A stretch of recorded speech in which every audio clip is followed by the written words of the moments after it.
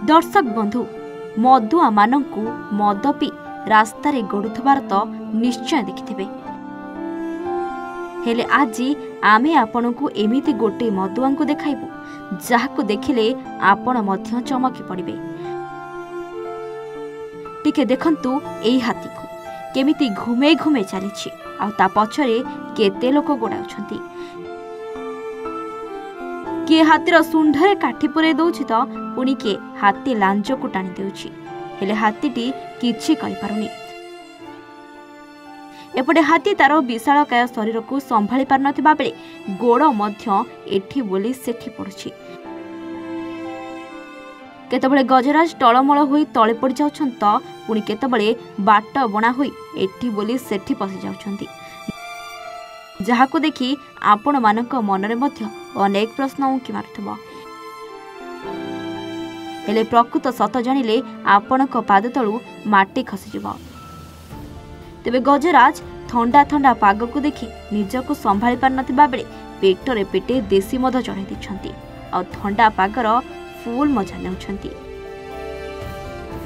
आ निसारे निज देह को पूरा ओदा करुछंती। तेबे गजराज निसारे झुमुथुबा बेले कौन करुछंती कुआडे जाउछंती से निजे भी जानि पार नांती आ मद निसारे फुल मजा नेउछंती। एपटे मदुआ गजराज को देखि लोके चमकी पड़थिबा बेले पाखरु देखिबा पई तांको पछे पछे गोडाउछंती। किए सही मदुआ गजराज कर निज फोन रे वीडियो करुछि तो आउ किए निज संपर्कियों को वीडियो कॉल करे देखाउछंती। तेबे गजराज को एभली अवस्था देखि स्थानीय लोके किछि बुझी पार नथिबा बेले वन विभाग को फोन जोगे जणाइथिले एवं वन कर्मचारी पहुंची गजराज को उद्धार कर जंगल में छाड़छंती।